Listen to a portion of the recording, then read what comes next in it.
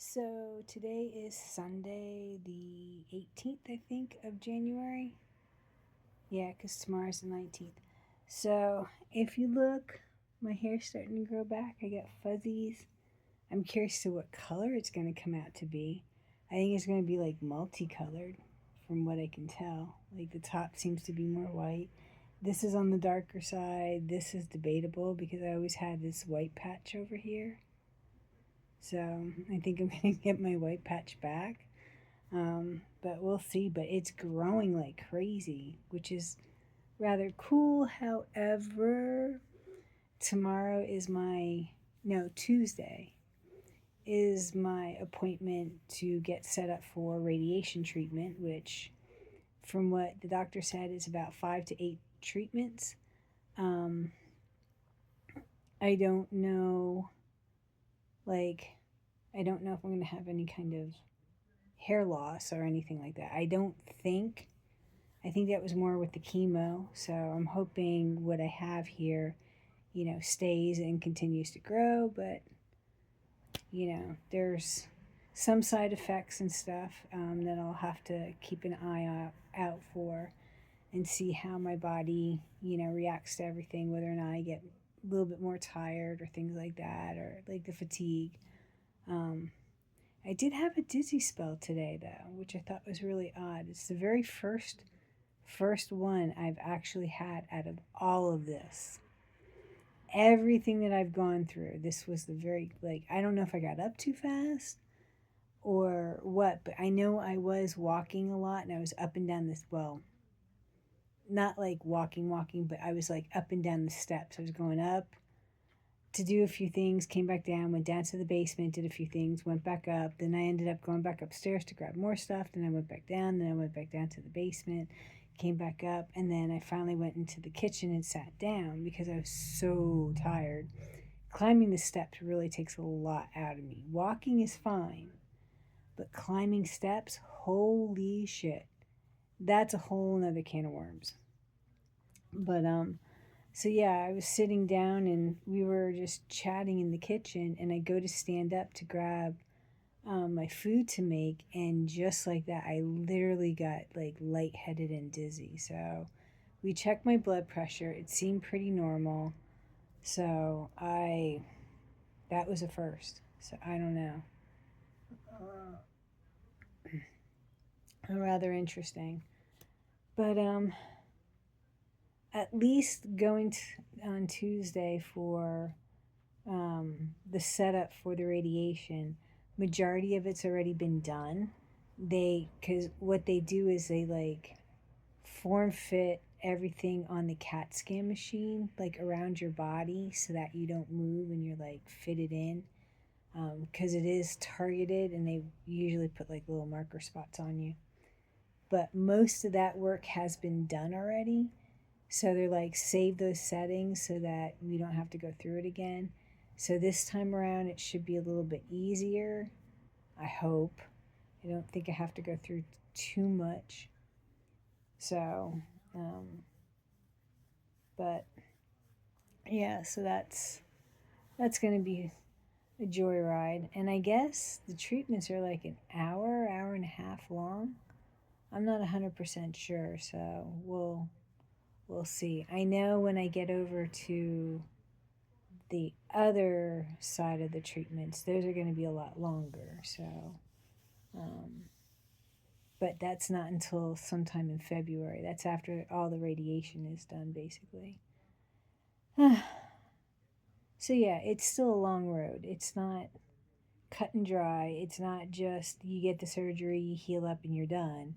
You still need to continue because you just don't know, and they want to make sure they get everything. And apparently, where this lymph node sits, because it was such a long discussion, the whole thing originally was whether or not I would have been stage 4 or stage 3 because of that particular lymph node. Now I find out the truth.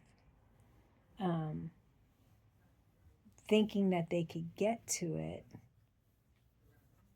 led them to believe that it would be a stage 3. If it would have been, I think, a little bit worse, I probably would have been stage 4, which who knows if they would have even done the surgery still to do the esophagus. But I guess I got very lucky and they considered everything a stage 3 and I had the surgery, but they couldn't get to that lymph node anyways, mainly because it shrank so small.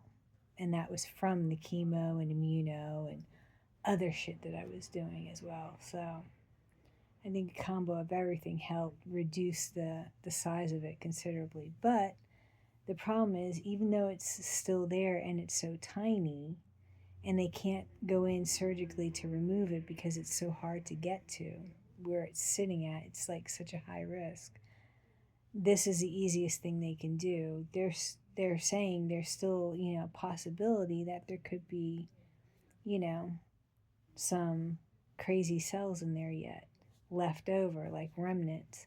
You don't know, but do you take the risk and just let it go? No, because if there are some, they're going to grow. And now you have cancer in your lymph node that's going to end up spreading and metastasize, and boom. And that's what happens. So, yeah, it's like, okay, I hate having to go through this. It's not ideal. It's not what I would really want, but I understand the point and need for it. If it's the best way at this point, because surgery is not an option. And even if it would be, the problem is they can't just go right in. I still need to heal from the other stuff that they did. And I'm not healed from that yet, not even close. So do you want to risk infection with what's, still healing inside, trying to get to that lymph node to get it out? No. You don't want to put your patient in more, harm. So this was the easiest solution, I think, that all the doctors agreed upon. I mean, apparently it was a long conversation for the tumor board when they discussed my case. So, yeah, leave it to me to be the fucking oddball. Can't do anything normal, never could. Always had to have an issue with something. Oy vey. But we'll see how this goes. And, just one step at a time, day by day. Yeah, at the moment, my feeds are, I'm going to bump it down to 8 hours tonight. I've been drinking a protein shake. Now I'm sort of questioning if I can actually drink 2 in a day when I'm not on the feed. Like, if that's okay. I think it's more, with the calories and stuff. So, the protein shakes that he got are 30 grams of protein. I forget what the calorie count was. So, my weight, it's not where I would personally want it to be, but it's not bad either. So, I'm okay with it, but I don't think anybody else is okay with it, and I really don't want to go up. I'd rather go down, but that's a whole different can of worms. So, but other than that, I'm just happy my hair's growing. Haha. Gonna have a little pixie cut till all said and done. But I'm so curious to what it's gonna look like the colors. Because, it's, if you could really see it up close, you can really see, where there's white and where there's dark. And it's really interesting seeing, the different areas with the different colors. And, I'm just curious to how it's going to come out. So it might actually be pretty cool. Who knows? Or I just might have to color it and have fun. We'll see. Yeah, it's debatable. So, but what else? Oh, I go to my cardiologist this week. And I was normally, before I go to my cardiologist, I'm supposed to get blood work done. But I'm not getting any blood work done because they took enough blood work out of me through the hospital after and this last ER stint that happened. So I'm not getting blood work done because he doesn't need it. Everything's in all the other panels that they did. I mean, they took 4 tubes of blood in the ER. Come on, they did every fucking test under the sun. So there you go. There's all your results. I'll get, when I need to go back again, which is like a year, I think he has me come back, then I'll get more blood work. But for the moment, no. I'm done being poked. I actually ended up with not a blood clot, but a clot in my finger. I had a lump, and it was right by the vein in my hand, which one of the big veins that runs up to my middle finger. And I had this lump, and it hurt a little bit, and it would move. And I did tell the doctors in the hospital, but they sort of disregarded it because it's minor. It's not a big ordeal, and they didn't think anything of it. So when I had my family doctor follow up, because they wanted me to go see my family doctor so that she's in the loop with everything, which she's been, I told her about it. So she ordered a scan to be done on my arm all the way down to my hand. So what they did was they checked the veins going all the way down through, and what they found was a clot in my finger. So she said basically what I can do is warm compresses to help remove it. If it gets more painful or doesn't go away, then to let her know. So from what I noticed, it's pretty much gone away. But the whole vein in that hand is like really, oh, it's not as tender anymore. It's actually a little bit better. But I think because of all the needles and like having the IVs like constantly back and the veins blowing out, because they had needles everywhere. Like I was being poked and prodded something fierce, and it was really bad. And my hand was really bad. It was actually my whole left hand and wrist were swollen for a while because it was so bad. So yeah, it's like stop. I have a port. It's a power port. Utilize it. All you need is somebody who knows how to access it correctly. That's it. It's not that hard, and you can draw blood from it and you can do other stuff with it. Like, I have issues with that. At the moment, I would prefer them using the port because they can do pretty much anything with it. That way, it's less needles in me, them trying to poke and prod, trying to find a vein to do shit with.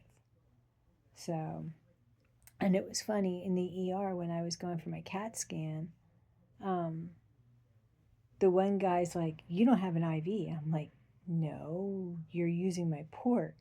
And the other guy's like, "I don't like using ports like that." I'm like, "Listen, I had so many needles in me between my neck, my wrist, my hands, my arms. I'm done. I need to heal. So it's the port." He's like, "Oh, I understand. I understand." I'm like, "Yeah." So, like, listen to me. I know. I don't want any more poking and prodding. Like, hello, got a port. It's easy access. Doesn't hurt, and you can pull blood if you need to. You can put you can put contrast through it. It's there. It's easy. Like I don't understand why people are so afraid of it. It's way more convenient. Yes, there is a risk, but if you're very careful in what you do, everything's fine. So, but whatever. It's a complaint for another day. But at this point, we put our mum down today, Kaya. She was in really bad shape. So I know exactly what she was going through, even though she's a cat, but she had cancer and she had it really bad. And unfortunately, you can't do for cats what you can for humans. I mean, if you had a lot of money, you can put them through radiation, but so it was time. She was, really suffering. Well, we don't know. She kept trying to go. She would walk, fall, wobble and whatnot, but we kept trying. So we did as best as we could, and we just decided it was her time. So today was the day. That's it for now. Peace. So mote it be.